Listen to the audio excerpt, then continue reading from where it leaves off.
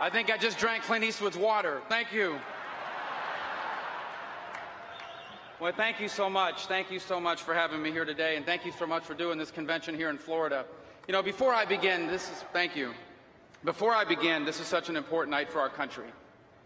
I want to take just, with your permission, just a few seconds to talk about another country. A country located just a few hundred miles away from this city, the country of my parents' birth. There's no freedom or liberty in Cuba, and tonight I ask for your prayers that soon freedom and liberty will be theirs as well.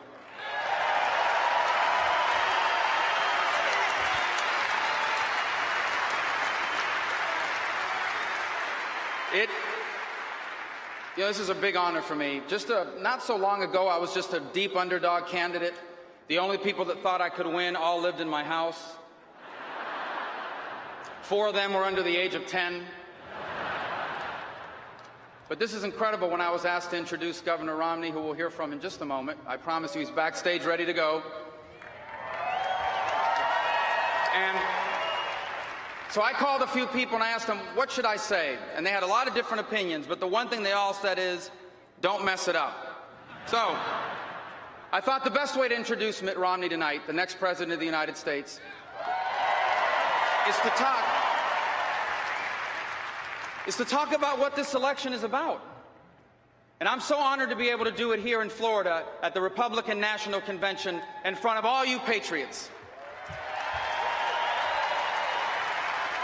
I watched my first convention in 1980 with my grandfather. My grandfather was born to a farming family in rural Cuba. Childhood polio left him permanently disabled. Because he couldn't work the farm, his family sent him to school. He was the only one in his family that knew how to read. He was a huge influence on me growing up. As a boy, I used to sit on the porch of our house and listen to his stories about history and politics and baseball as he would puff on one of his 3 daily Padron cigars. Now, I don't remember. It's been 3 decades since we last sat on that porch. And I don't remember all the things he talked to me about. But the one thing I remember is the one thing he wanted me never to forget. That the dreams he had when he was young became impossible to achieve. But there was no limit how far I could go because I was an American.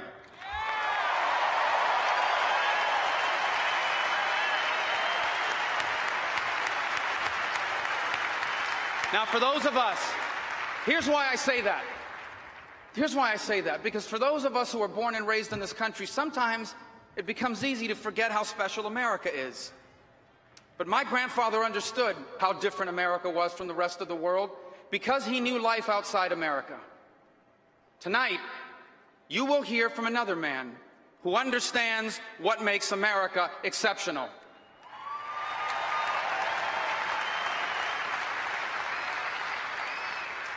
Mitt Romney knows America's prosperity didn't happen because our government simply spent more money. It happened because our people used their own money to open a business. And when they succeed, they hire more people who invest or spend their money in the economy, helping others start a business or create jobs.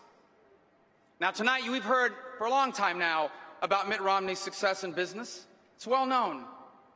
But we've also learned that he's so much more than that.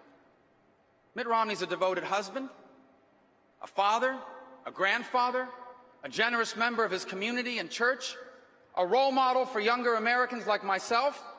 Everywhere he's been, he's volunteered his time and talent to make things better for those around him. And we are blessed that a man like this will soon be the president of these United States.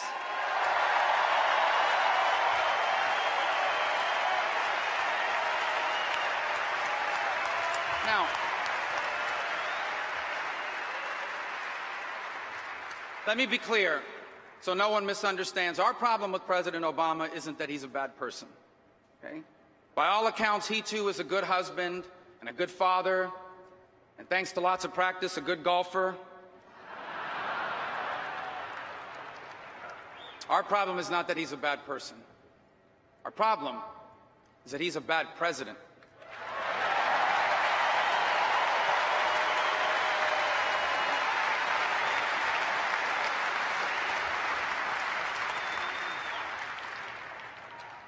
You think he's watching tonight? Because his new slogan for his campaign is the word forward. Forward. A government that spends $1 trillion more than it takes in? An $800 billion stimulus that created more debt than jobs? A government intervention into health care paid for with higher taxes and cuts to Medicare, scores of new rules and regulations. These ideas don't move us forward. These ideas move us backwards.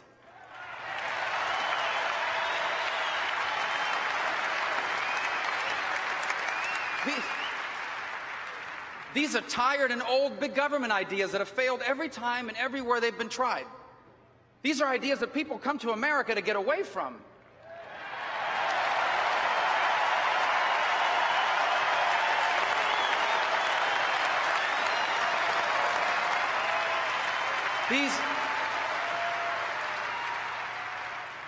These are ideas that threaten to make America more like the rest of the world instead of helping the rest of the world become more like America.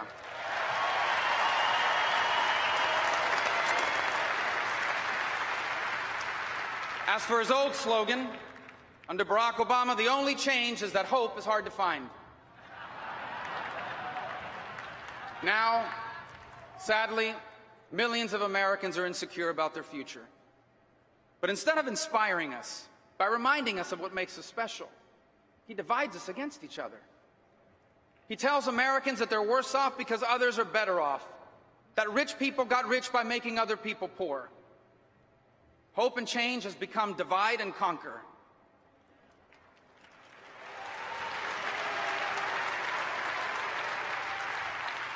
But in the end, this election doesn't matter how you feel about President Obama, because this election is about your future, not about his. And this election is not simply a choice between a Democrat and a Republican. It's a choice about what kind of country we want America to be.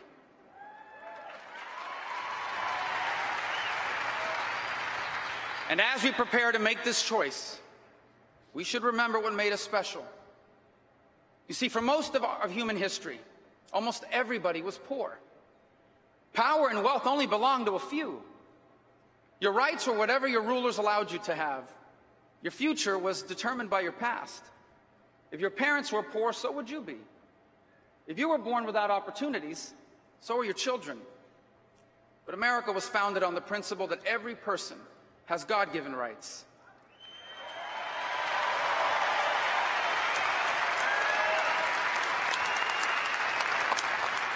Founded on the belief that power belongs to the people, that government exists to protect our rights and serve our interests, and that no one should be trapped in the circumstances of their birth. We should be free to go as far as our talents and our work can take us.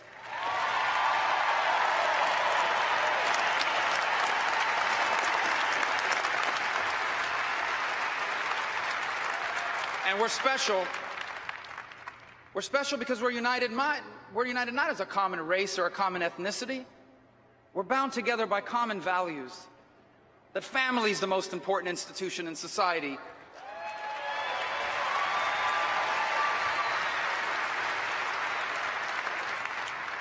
And that Almighty God is the source of all we have.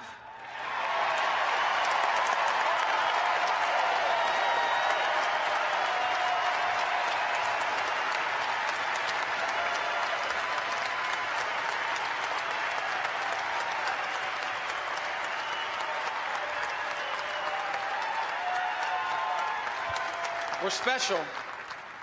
We're special because we've never made the mistake of believing that we are so smart that we can rely solely on our leaders or on our government. Our national motto, "In God We Trust," reminding us that faith in our Creator is the most important American value of them all.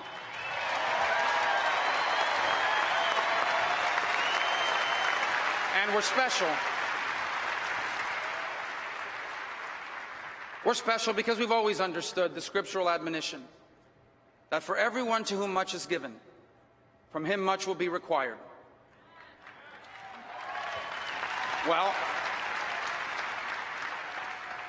my fellow Americans, we are a uniquely blessed people, and we have honored those blessings with the enduring example of an exceptional America.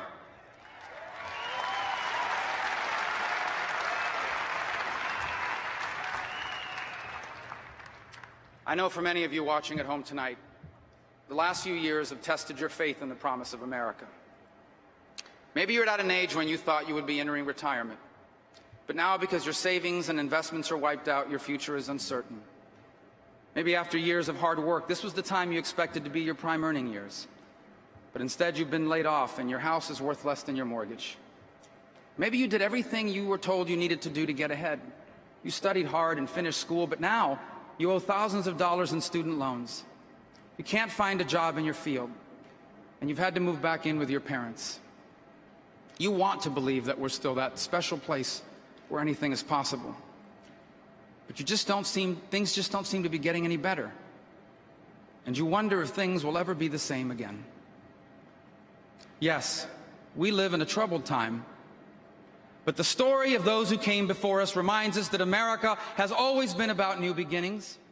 And Mitt Romney is running for president because he knows that if we are willing to do for our children what our parents did for us, life in America can be better than it has ever been.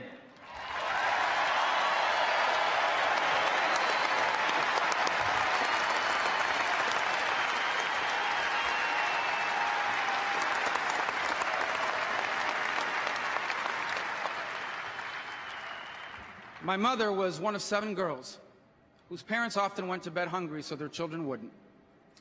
My father lost his mother when he was 9. He had to leave school and go to work, and he would work for the next 70 years of his life. They immigrated to America with little more than the hope of a better life. My dad was a bartender. My mom was a cashier, a hotel maid, a stock clerk at Kmart. They never made it big. They were never rich. And yet they were successful. Because just a few decades removed from hopelessness, they made possible for us all the things that had been impossible for them.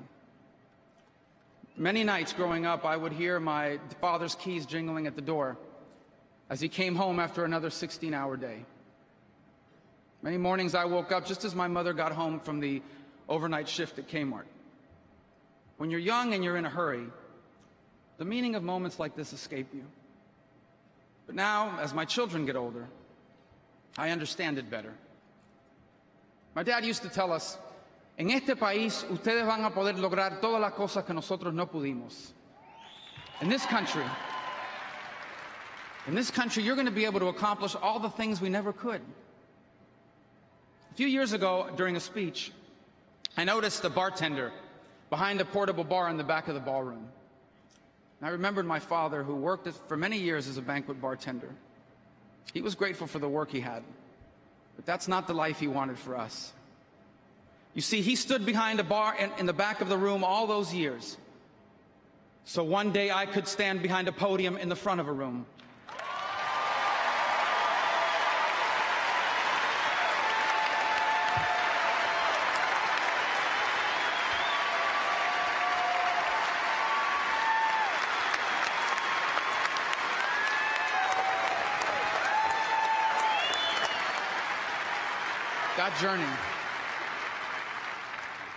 That journey from behind that bar to behind this podium goes to the essence of the American miracle. That we're exceptional not because we have more rich people here. We're special because dreams that are impossible anywhere else, they come true here.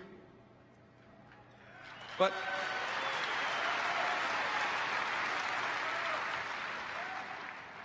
that's not just my story. That's your story. That's our story. That's the story of your mothers who struggled to give you what they never had. That's the story of your fathers who worked 2 jobs so that the doors that had been closed for them would be open for you. That's the story of that teacher or that coach that taught you the lessons that made you who you are today. And it's the story of a man who was born into an uncertain future in a foreign country. His family came to America to escape revolution. They struggled through poverty and the Great Depression. And yet he rose to be an admired businessman and public servant.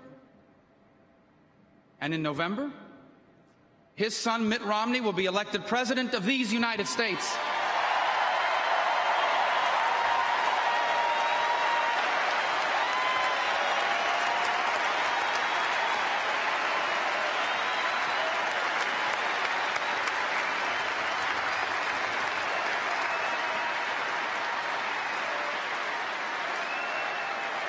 In America,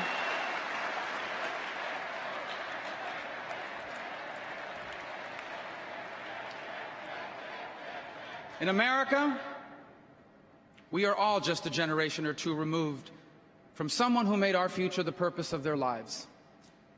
America is the story of everyday people who did extraordinary things, a story woven deep into the fabric of our society. Their stories may never be famous, but in the lives they live, you will find the essence of America's greatness.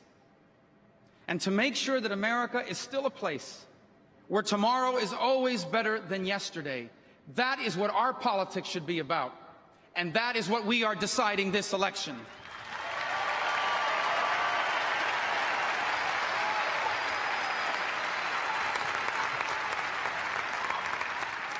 We decide, do we want our children to inherit our hopes and dreams? Or do we want them to inherit our problems? Because Mitt Romney believes that if we succeed in changing the direction of our country, our children and grandchildren will be the most prosperous generation ever, and their achievements will astonish the world.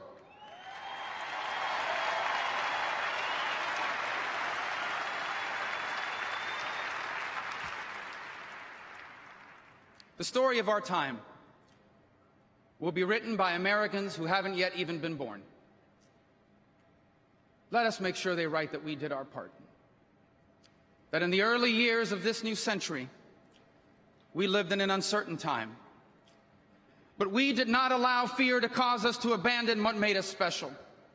We chose more government instead of more freedom. We chose the principles of our founding to solve the challenges of our time. We chose a special man to lead us in a special time. We chose Mitt Romney to lead our nation, and because we did, the American miracle lived on for another generation to inherit.